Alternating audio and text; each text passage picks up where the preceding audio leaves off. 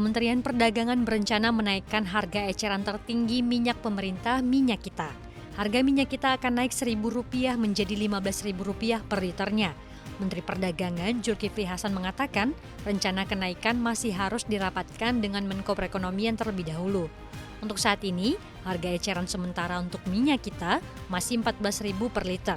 Namun Kemendak akan menoleransi apabila ada pedagang yang menjual Rp14.500 per liternya. Sementara itu, Dirjen Perdagangan Dalam Negeri Kementerian Perdagangan Isi Karim mengatakan masih harus mengkaji rencana tersebut, termasuk dampak kenaikan.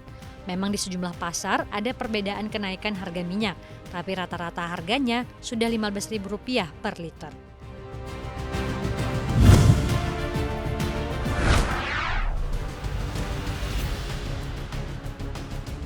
Presiden Joko Widodo menyoroti peredaran uang yang semakin kering, meskipun pertumbuhan ekonomi Indonesia masih di kisaran 5%. Menurutnya, masalah ini muncul karena Kementerian Keuangan dan Bank Indonesia menerbitkan terlalu banyak instrumen yakni surat berharga negara, sekuritas rupiah Bank Indonesia, dan sekuritas falas Bank Indonesia. Kalangan dunia usaha pun mengamini pernyataan Presiden Jokowi soal itu. Ini menambah derita pengusaha, padahal baru pulih dari pandemi COVID-19. Ketua Umum Apindo Sinta Kamdani menjelaskan, selepas pandemi COVID-19, dunia usaha beranjak pulih seiring dengan mobilitas kembali normal.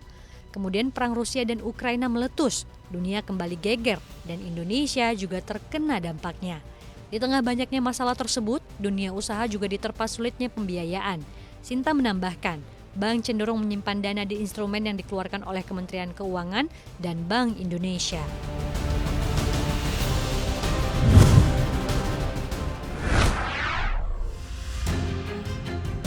Satuan Kerja Khusus Pelaksana Kegiatan Usaha Hulu mencatat lifting minyak hingga 31 Oktober 2023 baru mencapai 604,3 ribu barel per hari.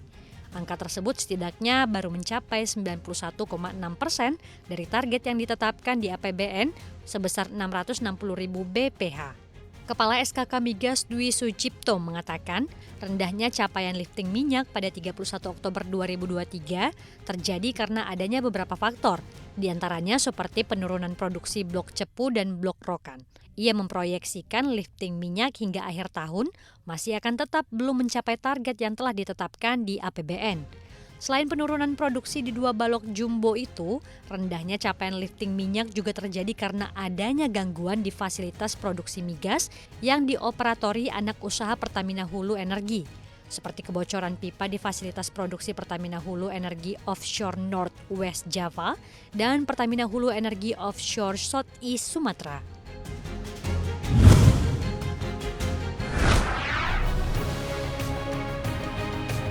Ekonomi Amerika Serikat tumbuh lebih kuat pada kuartal ketiga 2023 dibandingkan perkiraan sebelumnya.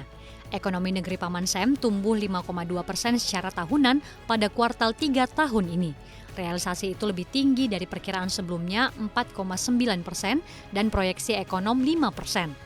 Hasil pada kuartal 3 pun menandai pertumbuhan terkuat sejak kuartal terakhir 2021. Investasi non-perumahan direvisi lebih tinggi, menunjukkan kenaikan 1,3% dibandingkan perkiraan awal turun 0,1%.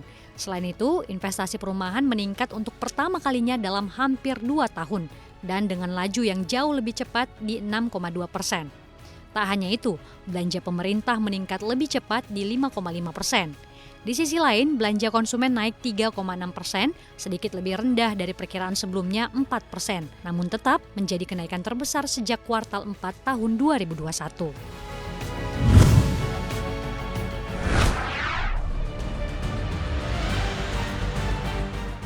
Singapura kembali menjadi kota dengan biaya hidup termahal untuk ditinggali. Hal itu berdasarkan survei biaya hidup yang dilakukan Economist Intelligence Unit. Selama 11 tahun ini, Singapura telah 9 kali dinobatkan menjadi kota dengan biaya hidup termahal. Dalam daftar EIU, selain Singapura, masih ada Zurich, Jenewa, Tel Aviv, hingga San Francisco yang juga dinobatkan sebagai kota termahal untuk dijadikan tempat tinggal sedunia. Survei terakhir yang dilakukan EIU dilakukan mulai 14 Agustus hingga 11 September tahun ini, membandingkan lebih dari 400 biaya dan kebutuhan hidup individual pada lebih dari 200 produk dan layanan di 173 kota.